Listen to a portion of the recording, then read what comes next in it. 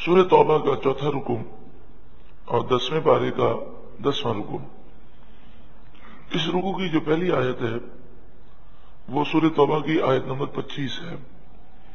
اصل میں بات یہ ہے کہ جب قرآن نازل ہو رہا تھا اور اس موقع پر اگر کسی سے کوئی لغزش ہو جاتی ہے،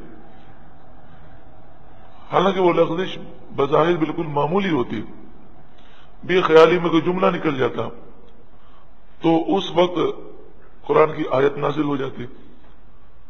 اور اصل میں مقصد بیان کرنے کا یہ ہے کہ رہتی دنیا تک مسلمانوں کو نصیحت کی جاتی ہے، کیونکہ رسول اللہ صلی اللہ علیہ وآلہ وسلم پر ایمان لانے والے وہ تو اللہ والے تھے، لیکن اللہ والوں سے اگر کوئی لغزش ہو جائے تو اس کے ذریعے دوسرے لوگوں کو نصیحت کی جاتی ہے۔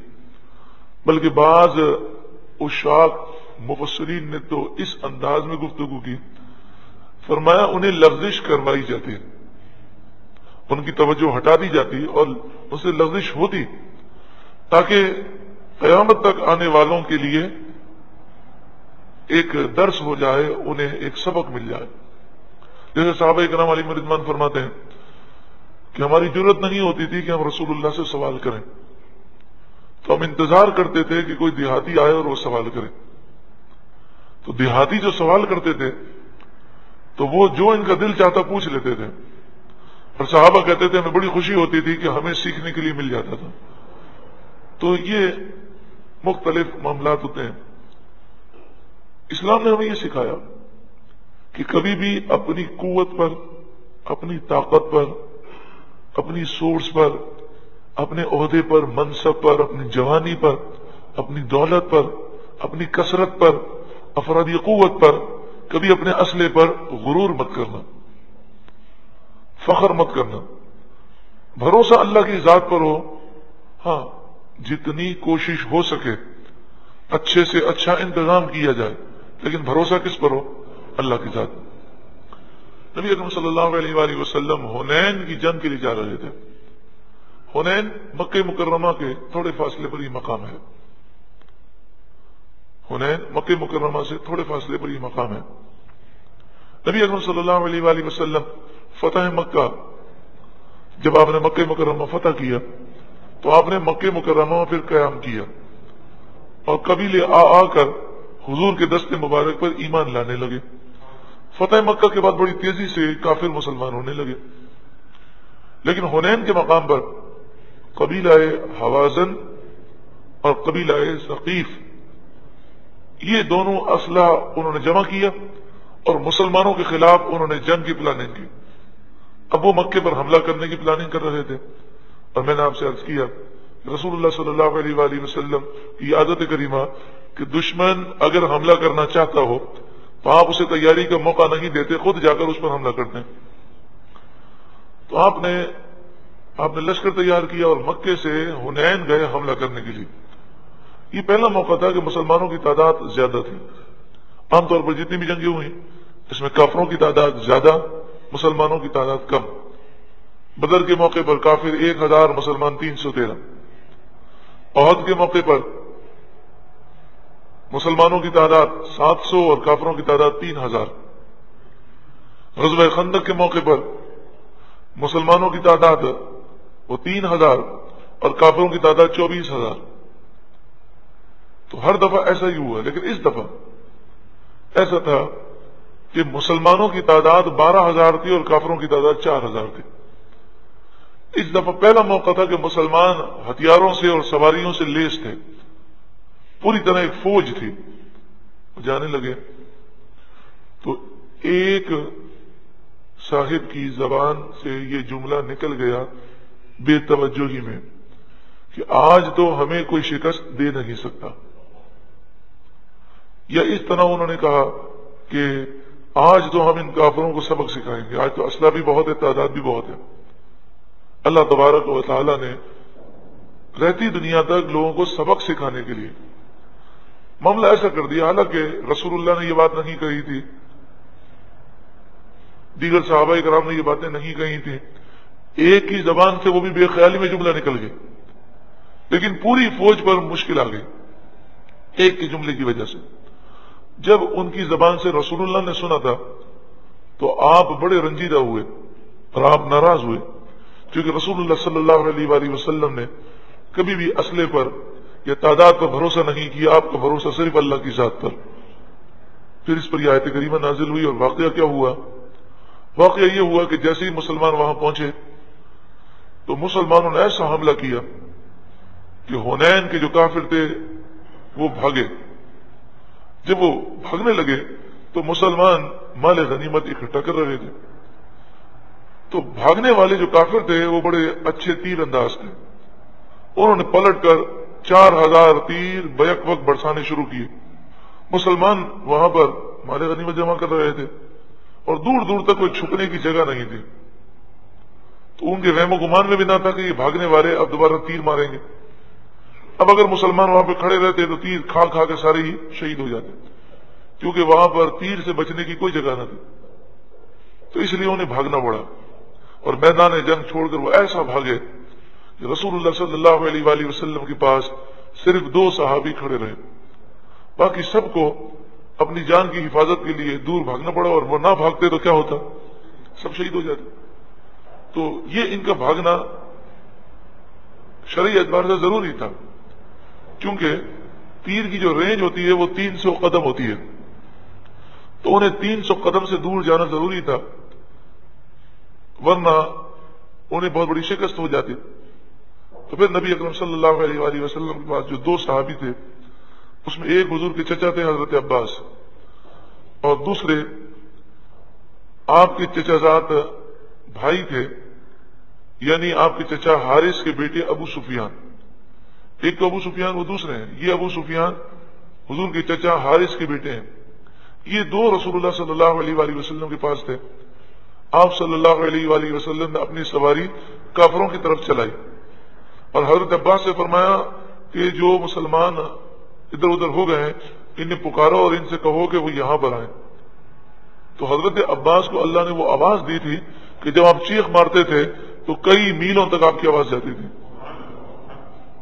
یہاں تک کہ آپ کی آواز میں وہ بلندی تھی کہ جو فرماتے ہیں کہ اگر کسی کے ہاتھ میں کوئی چیز ہو تو وہ آواز سن کے اس کے ہاتھ سے وہ چیز گر جائے۔ تو آپ نے آواز دی۔ اب دیکھیں یہ رسول اللہ کے سامنے چیخے ہیں کہ نہیں، اور قرآن تو کہتا ہے کہ رسول اللہ کے سامنے آواز کو بلند مت کرو۔ تو یہ جو آواز دینا ہے یہ رسول اللہ کی بے ادبی کے لیے نہیں ہے، تو اگر عشق و محبت میں آواز بلند کی جائے تو اس میں کوئی حرج نہیں ہے۔ کیا اصول ہے؟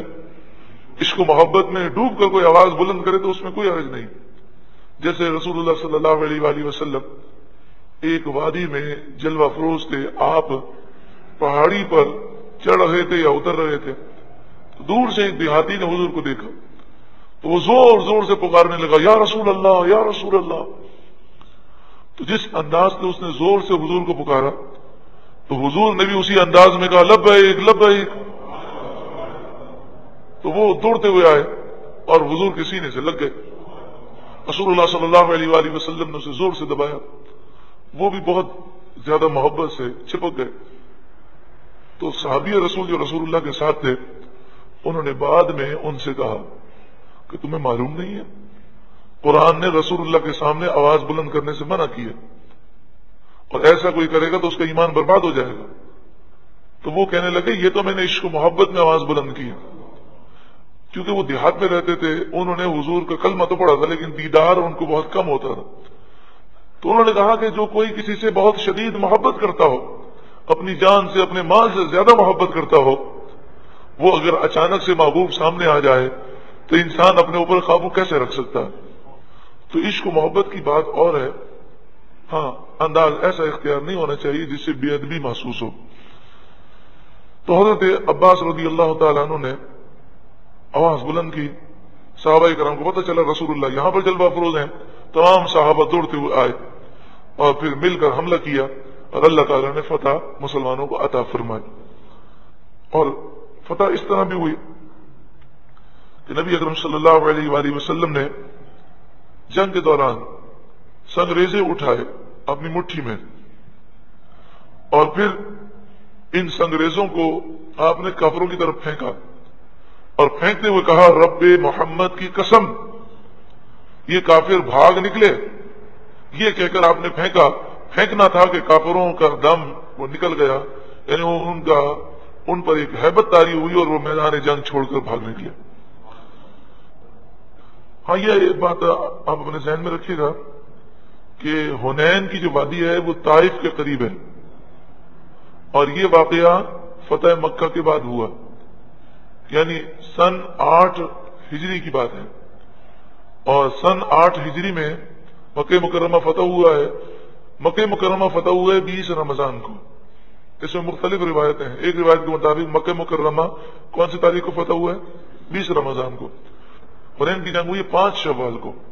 تو فتح مکہ کے بعد 15 دن رسول اللہ نے مکے میں قیام کیا.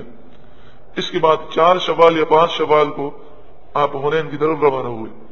پھر یہ بھی ذہن میں رہے کہ پھر اس کے بعد رسول اللہ صلی اللہ علیہ وآلہ وسلم نے طائف کا محاصرہ کیا، اور طائف کا محاصرہ 1 مہینے کیا. تو 5 شوال سے 1 مہینہ کتنا ہو گیا؟ 15 ذی قعدہ. یہ ہو گئے 15 ذی قعدہ. 15 ذی قعدہ کو نبی اکرم صلی اللہ علیہ وآلہ وسلم جیرانہ کے مقام پر آئے ہیں، اور حنین کی جو فتح ہوئی تھی اس کا مال غنیمت وہ جیرانہ پر پہنچایا گیا تھا. تو اب دیکھیں حنین کی فتح کے تقریباً 1 مہینے تک، حنین کی فتح کے 1 مہینے کے بعد تک رسول اللہ نے مال غنیمت تقسیم نہیں کیا. آپ نے انتظار کیا کہ شاید یہ ایمان لے آئے، لیکن جب وہ 1 مہینے تک ایمان نہ لائے تو رسول اللہ صلی اللہ علیہ وآلہ وسلم نے جیرانہ پر آ کر وہ سارا مال غنیمت تقسیم کر دیا، اور پھر آپ راتوں رات عمرے کے لیے تشریف لے گئے. آپ کی جو عمرہ تھا جیرانہ سے، یہ ایسا تھا کہ صحابہ کرام سو گئے. جب وہ سو گئے تو رسول اللہ جیرانہ سے باہر تشریف لائے. 1-2 صحابہ کرام آپ کے ساتھ تھے، اور آپ نے عمرہ ادا کیا. عمرہ ادا کر کے رات ختم ہونے سے پہلے واپس آ گئے. تو اس لیے بعض صحابہ کرام جن کو یہ واقعہ نہیں معلوم تھا تو انہوں نے یہ سمجھا کہ رسول اللہ نے جیرانہ سے عمرہ نہیں کیا، لیکن حقیقت یہ ہے کہ رسول اللہ نے جیرانہ سے عمرہ کیا ہے. پھر نبی اکرم صلی اللہ علیہ وآلہ وسلم کے پاس حنین کے لوگ آ گئے اور انہوں نے آ کر اسلام قبول کر لیا.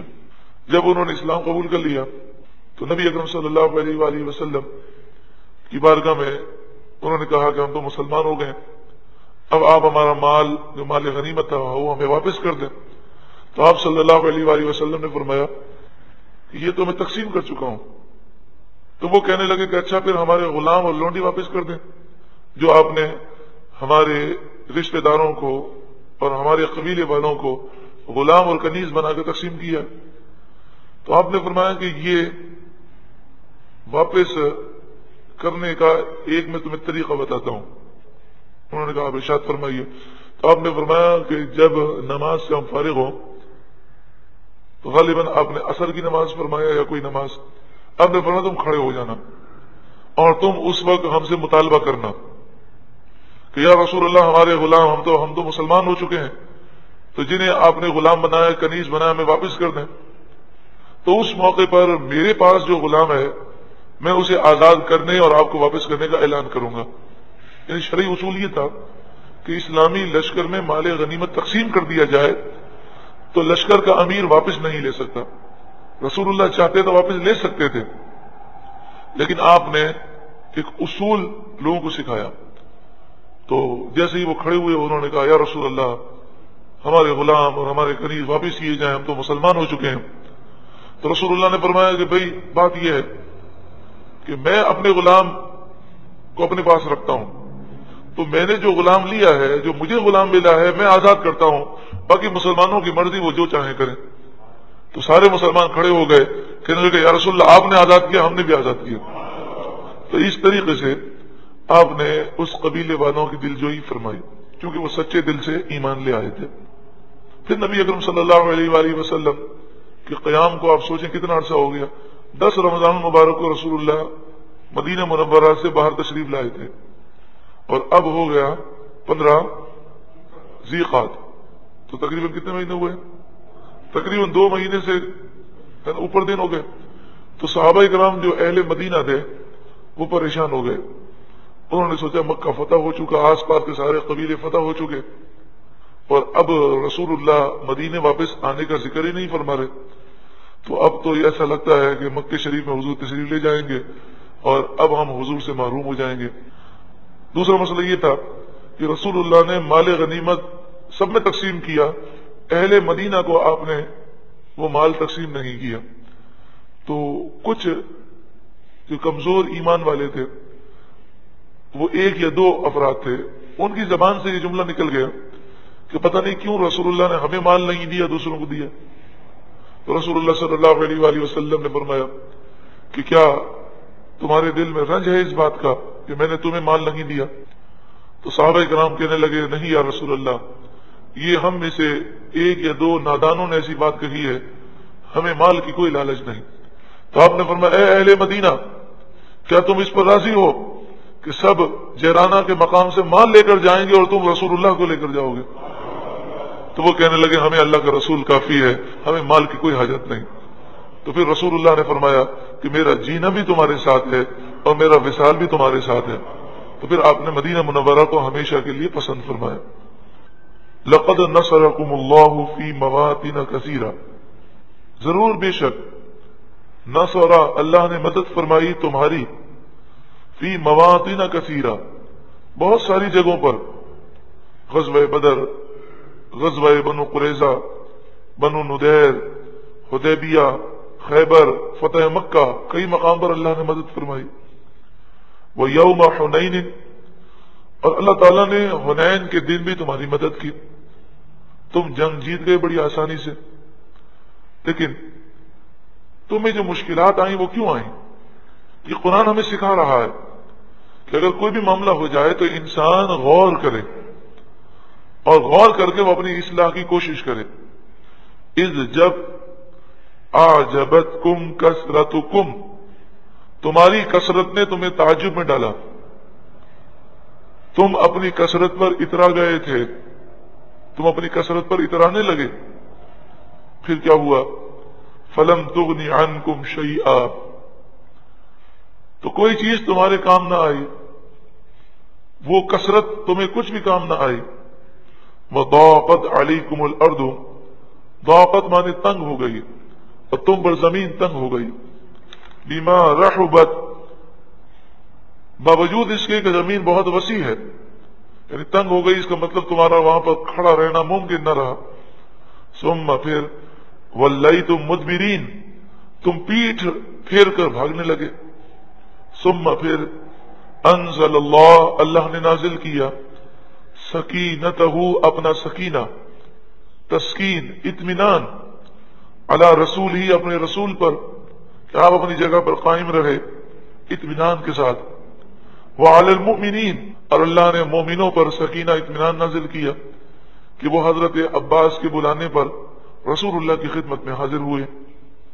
وانزل جنودا، اور اللہ نے ایسے لشکر اتارے فرشتوں کے، لم تروہا، جو تم نے نہ دیکھے، لیکن وہ فرشتے کے لشکر کافروں کو نظر آئے۔ انہوں نے دیکھا کہ گھوڑوں کے جھنڈ آ رہے ہیں،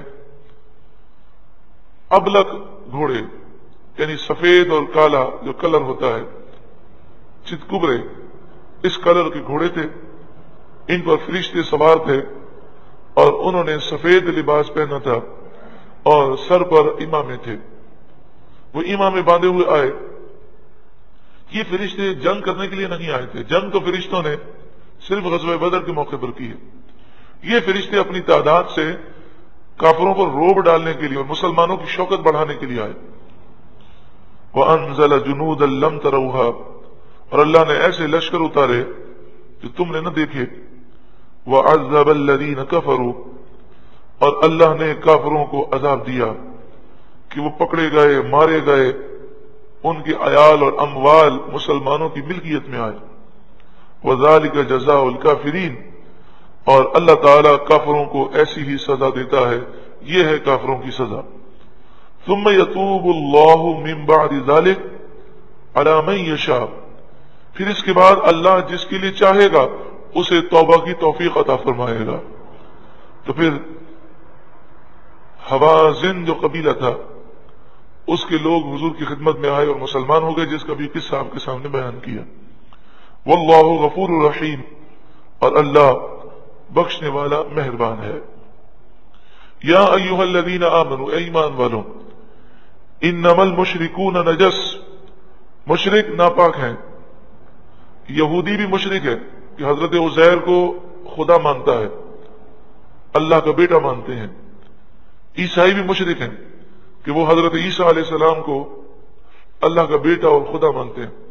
ہندو بھی مشرک ہیں، آگ کی پوجا کرنے والے بھی مشرک ہیں۔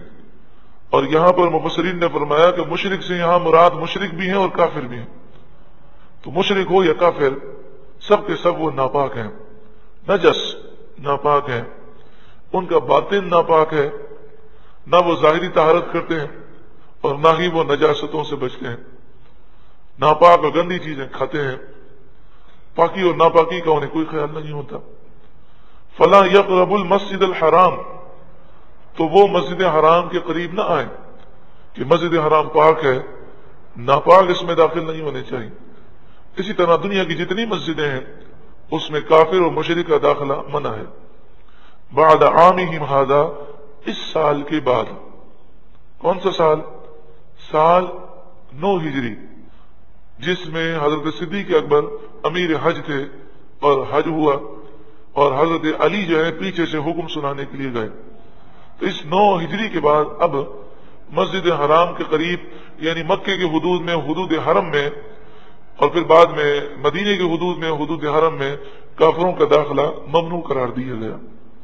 وَإِنْ خِفْتُمْ، اور اگر تم ڈرو، عَيْلَةً، محتاجی سے، تمہیں یہ لگے کہ یہ جب کافر نہیں آئیں گے تو ہمارا بزنس کیسے ہوگا، تعداد کم ہو جائے گی۔ فَسَوْفَ يُغْنِيكُمُ اللَّهُ مِنْ فَضْلِهِ، تو ان قریب اللہ اپنے فضل سے تمہیں مالدار کر دے گا۔ تو پھر بعد میں کئی لوگ مسلمان ہو گئے اور مکے کے رہنے والوں کے لیے مال کی کوئی کمی واقع نہ ہوئی۔ انشاء، اگر اللہ چاہے، ان اللہ علیم حکیم، بے شک اللہ علم والا، حکمت والا ہے۔ حضرت اکرمہ فرماتے ہیں اس آیت کے نازل ہونے کے بعد مکے میں بارشیں ہوئیں اور مکے کے ارد گرد بارشیں ہوئیں۔ مکے کی سرزمین میں کھیتی باڑی تو نہیں ہوتی، لیکن مدینہ منورہ میں، طائف میں اور دیگر جو مقامات ہیں ان پر کھیتی باڑی بھی ہوتی ہے، باغات بھی ہیں۔ تو بارشیں اتنی ہوئی کہ اتنی فصلیں پیدا ہوئی کہ وہ اہل مکہ کے لیے کافی تھی۔ اسی طرح یمن کے لوگ مسلمان ہو گئے، انہوں نے اہل مکہ پر بہت سارا مال خرچ کیا۔ فاطر الذین لا یؤمنون باللہ، تم لڑو ان لوگوں سے جو اللہ پر ایمان نہیں رکھتے، ولا بالیوم الآخر، اور آخرت پر بھی ایمان نہیں رکھتے۔ یہ آیت کریمہ اہل روم سے جنگ کرنے کے بارے میں ہے۔ روم کا جو بادشاہ تھا، جسے ہرقل لوگ کہتے ہیں، اور اصل اس کا جو تلفظ ہے وہ ہرقل ہے، ہرقلہ۔ تو یہ ہرقل جسے عام طور پر کہتے ہیں یا ہرقل کہتے ہیں، روم کے ہر بادشاہ کو کہا جاتا تھا۔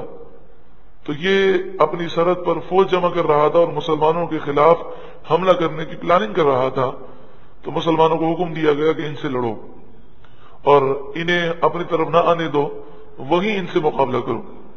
تو اے ایمان والوں، تم ان لوگوں سے لڑو جو اللہ اور آخرت پر ایمان نہیں رکھتے۔ سوال یہ ہے کہ روم کے لوگ تو عیسائی تھے اور عیسائی اللہ کو تو مانتے ہیں، لیکن اللہ کو جیسا ماننا چاہیے ویسا نہیں مانتے۔ اللہ کے رسولوں کا انکار، یہ بھی اللہ کا انکار ہے۔ اللہ کی کتابوں کا انکار، یہ بھی اللہ کا انکار ہے۔ پھر وہ اللہ تبارک و تعالی کے بارے میں جو عقیدہ رکھتے تھے وہ عقیدہ بھی درست نہیں تھا۔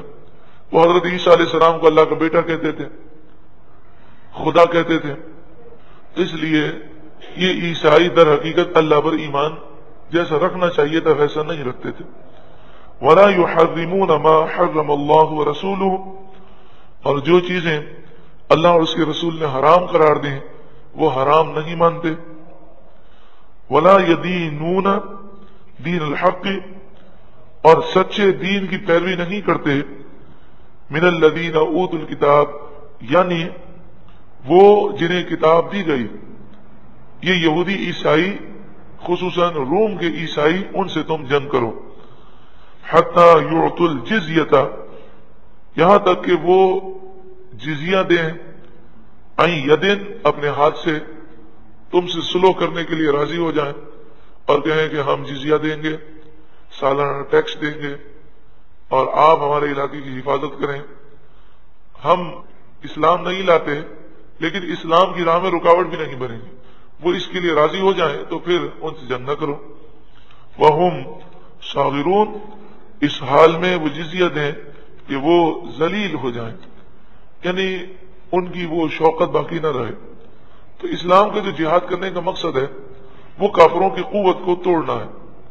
اب جب کافر جزیہ دینے کے لیے تیار ہو گیا اور پھر وہ یہ کہتا ہے کہ آپ اسلام کی یہاں پر تبلیغ کریں، ہم بالکل رکاوٹ نہیں بنیں گے، تو اس طرح کافروں کا جب زور ختم ہو جاتا ہے تو پھر اسلام کے پھیلنے میں آسانی ہوتی ہے۔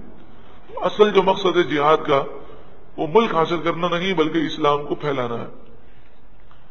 لیکن یہ بات ضرور ذہن میں رہے کہ ملک اگر فتح بھی ہو جائے تو وہاں کے ملک کے رہنے والوں کو زبردستی مسلمان نہیں کیا جائے، صرف اسلام کے پھیلانے میں جتنی رکاوٹیں وہ ختم کر دی جائیں گی، پھر انہیں اسلام کی باتیں بتائی جائیں گی اور وہ دل سے ایمان لائیں گے تو ٹھیک ہے، ورنہ وہ ہماری مملکت میں اپنے مذہب پر قائم رہتے ہوئے ہمیں جزیہ دے کر وہ رہ سکتے ہیں۔